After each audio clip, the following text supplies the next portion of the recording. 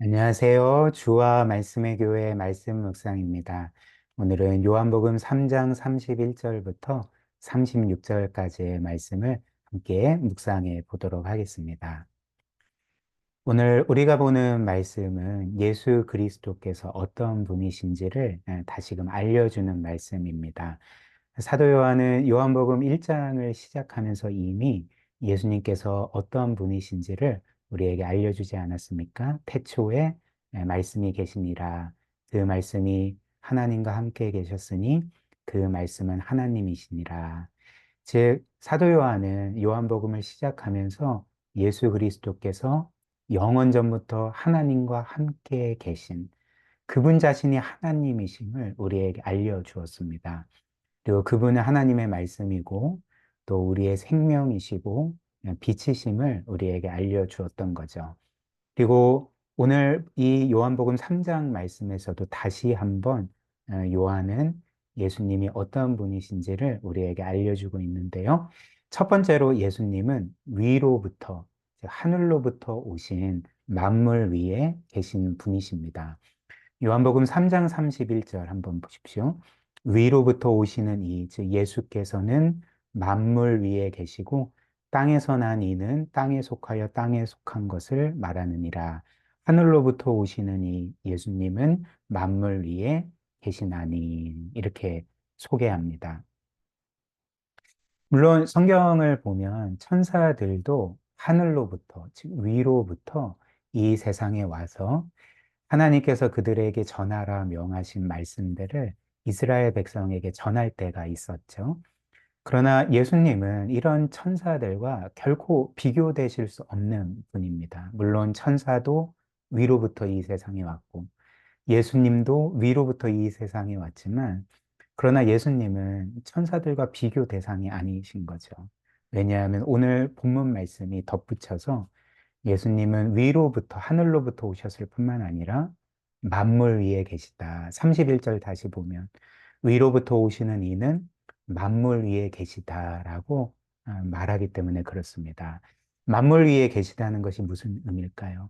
예수님께서 온 세상 만물 위에 뛰어난 이름이시고 그 모든 것 위에 계신 모든 것을 다스리시는 분이라는 것을 의미한다는 것이죠. 그래서 35절이 우리에게 덧붙여서 이렇게 말합니다.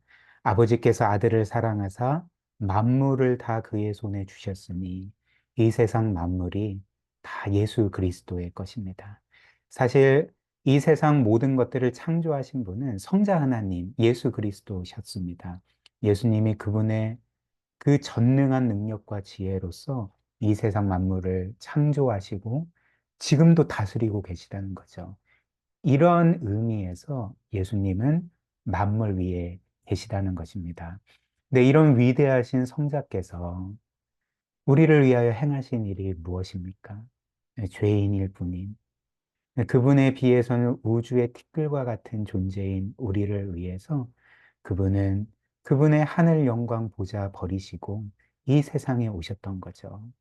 그분 자신을 무한히 낮추셔서 우주의 티끌과 같은 존재인 우리처럼 사람이 되셔서 우리를 구원하시기 위해 이 세상에 오셨던 것입니다.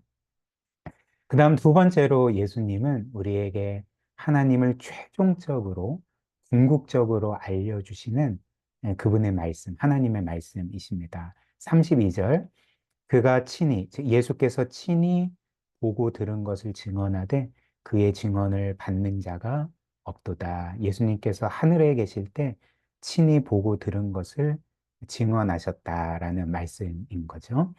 물론 구약의 선지자들도 우리가 성경을 보면 때때로 하나님의 영광의 임재를 볼 때가 있었고 어떤 환상이나 비전을 보고 하나님으로부터 직접 말씀을 들어서 그 말씀을 이스라엘 백성에게 전하기는 했습니다.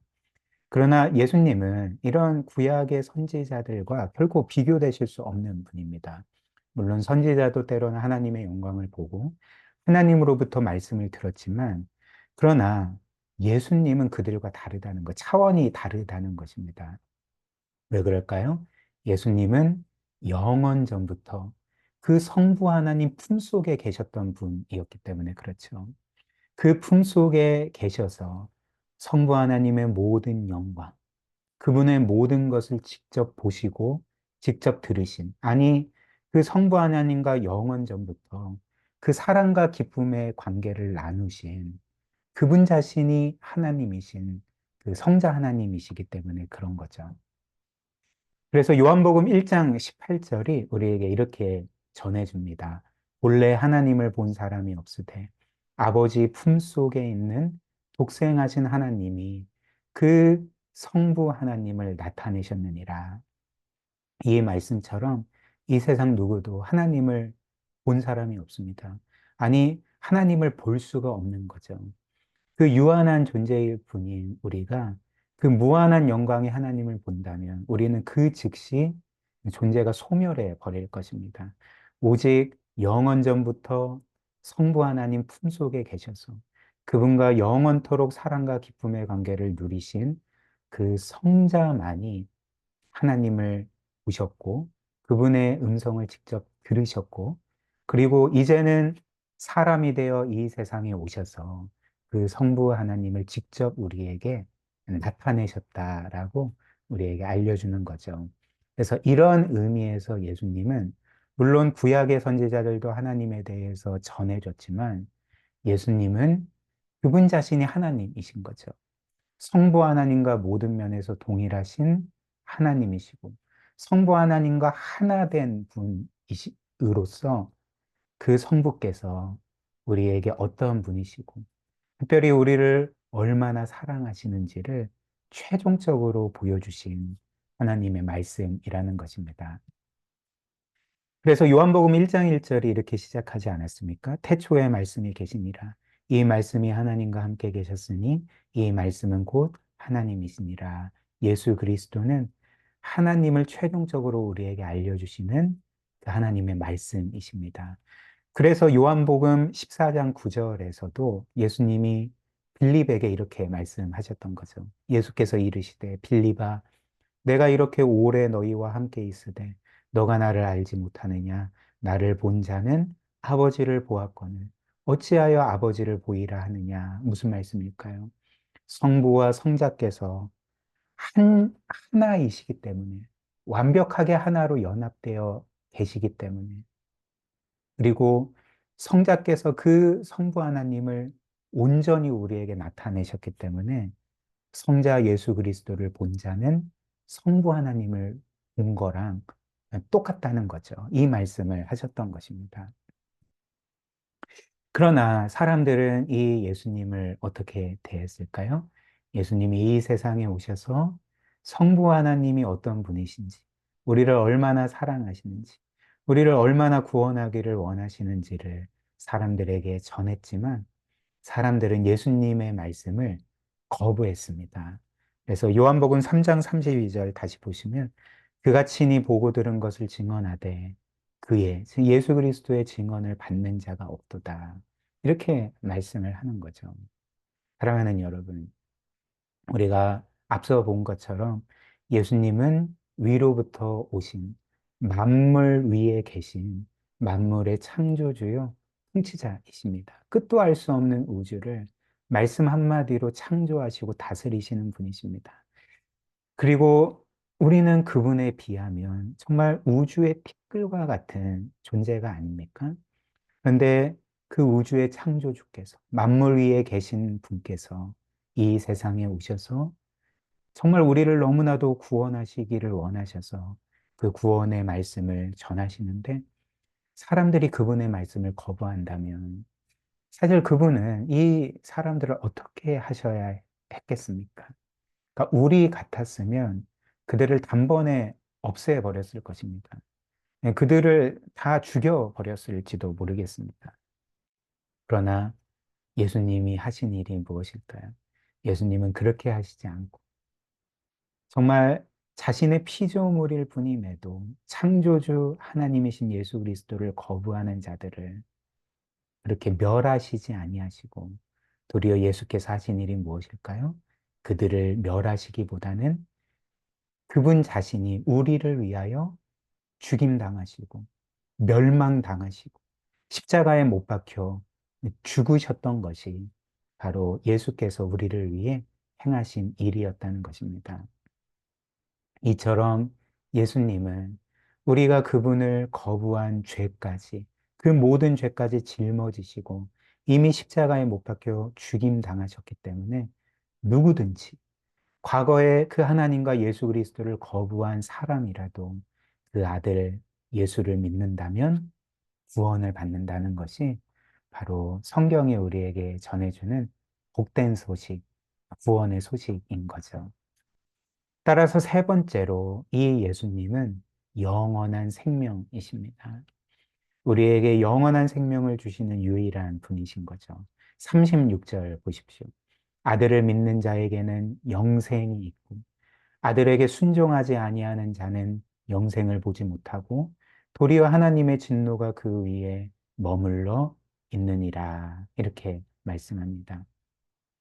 이 세상의 종교들, 기독교를 제외한 거의 이제 대부분의 종교들은 늘 구원의 조건을 사람의 행위, 우리의 행위에 둡니다. 즉, 이 세상의 종교들은 사람들에게 이렇게 말하는 거죠. 너희가 영생을 얻기를 원하느냐? 너희가 죄를 많이 짓지 않으면, 덜 지으면 그 영생을 얻을 것이다. 혹은 너희가 영생을 얻기를 원하느냐? 너희가 거룩하고 선하게 살면 그 결과로서 너희가 영생을 얻으리라. 보통 이렇게 말하는 거죠. 즉, 늘 구원의 조건을 우리의 행위에 둔다는 것입니다. 그러나 오늘 이 말씀이 우리에게 알려주는 바가 무엇입니까? 이 말씀은 전혀 다른 차원으로 말한다는 거죠. 우리가 뭘 잘하면, 우리가 뭔가 훌륭한 일을 이루면, 우리에게 어떤 자격이 주어지면, 그 자격을 얻게 되면 영생을 얻는 것이 아니라 오늘 말씀이 뭐라고 말합니까? 하나님의 아들 예수 그리스도를 믿는 자에게는 영생이 있고, 믿지 아니하는 자에게는 영생이 없고 하나님의 진노가 그 위에 있다라고 말하는 거죠. 무엇을 보여줍니까? 이 말씀은 우리가 우리의 행위로는 결코 영생을 얻을 수 없음을 보여주는 것입니다. 우리가 우리의 행위로서 영생을 얻을 수 있는 가능성을 철저하게 배제시킨다는 거죠. 그리고 오직 우리가 그리스도를 믿음으로 영생을 얻는다는 것은 우리가 행한 일 때문이 아니라 오직 예수 그리스도께서 우리를 위해 행하신 모든 일, 그분이 우리를 위해 죽으시고 부활하시고 하나님의 말씀에 죽기까지 순종하신 그 모든 일 때문에 우리가 영생을 얻게 된다는 것입니다. 그 모든 일을, 구원에 필요한 모든 일을 이루신 그리스도를 믿어야지만 우리가 영생을 얻는다는 거죠. 오늘 그리스도를 믿지 않으면 그는 영생을 보지 못하고 하나님의 진노가 그 위에 있다라고 말합니다. 이는 우리가 이미 지은 죄뿐만 아니라 이후에 우리의 최상의 행위조차도 죄가 섞인 것이기 때문에 우리는 어찌됐든 결코 하나님의 진노를 피할 수가 없다는 거죠. 믿지 않으면 하나님의 진노가 그 사람 위에 머문다는 것입니다. 따라서 이 세상에서 가장 큰 죄인이라도 누구든지 그리스도를 믿으면 그의 죄는 더 이상 문제가 되지 않습니다. 그의 과거의 삶은 전혀 문제가 되지 않습니다. 왜냐하면 우리는 우리가 행한 일 때문에 영생을 얻는 것이 아니라 그리스도께서 우리를 위해 행하신 모든 완전한 대속으로, 구원으로 영원한 생명을 얻기 때문에 그런 거죠. 마지막 네 번째로 예수님은 하나님께서 영원히 사랑하시는 아들이십니다. 요한복음 3장 35절. 아버지께서 아들을 사랑하사 그 아들을 사랑하사 만물을 다 그의 손에 주셨으니. 또 요한복음 17장 24절. 이것은 예수님의 겟세마네 기도입니다. 아버지여, 내게 주신 자도 나 있는 곳에 나와 함께 있어. 아버지께서 창세전부터 나를 사랑하심으로 내게 주신 나의 영광을 그들로 보게 하시기를 원하옵나이다. 예수님은 친히 창세전부터 나의 아버지가 나를 사랑하셨다. 나를 기뻐하셨다. 나를 영화롭게 하셨다. 만물을 내 손에 주셨다라고 말씀합니다. 이처럼 성부는 성자 하나님을 영원 전부터 무한히 사랑하셨다는 거죠. 그러나 하나님은 그분이 그토록 사랑하신, 영원 전부터 사랑하시고 기뻐하신 그 아들을 우리를 위해 어떻게 하셨습니까? 우리를 위한 대속제물로 내어주셨던 거죠. 우리를 향한 이 하나님의 사랑의 크기를 우리가 감히 상상할 수 있을까요? 그 크기를 가늠할 수 있겠습니까? 그럴 수 없는 거죠. 그분의 가장 사랑하는 아들을 우리를 위하여 내어주셨다면 그 하나님께서 우리를 얼마나 사랑하시는 것이겠습니까? 그러므로 틴켈러 목사님이 즐겨하는 그 말인데요. 우리는 우리가 생각한 것보다 훨씬 심각한 죄인이지만 그러나 낙심할 수 없는 것은 동시에 우리는 우리가 상상할 수 없는 하나님의 사랑을 여전히 받고 있고 영원토록 받고 있기 때문에 그렇습니다. 우리 함께 기도할까요?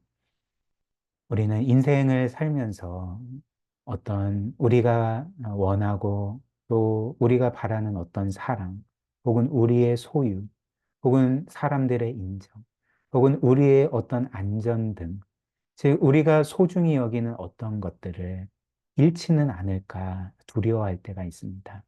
그러나 이것을 기억하십시오. 우리는 이미 그리스도 안에서 우리가 바라고 원하는 모든 것을 얻은 자입니다. 우리는 하나님의 영원한 사랑을 받고 있고요. 그분의 영원한 영광스러운 자녀가 되었고요. 우리에게는 이미 영원한 나라와 그 소유가 상속으로 주어졌습니다. 우리가 이를 기억한다면 이 세상에서 우리가 잃는 것을 두려워하거나 그것으로 인하여 절망하지 않을 것입니다. 도리어 우리는 고난이 찾아오더라도 믿음으로 기뻐하고 감사하고 그 모든 것들을 넉넉하게 이겨낼 수 있을 것입니다. 이런 믿음을 달라고, 이런 은혜를 달라고 우리 오늘 함께 말씀 기억하며 기도합시다.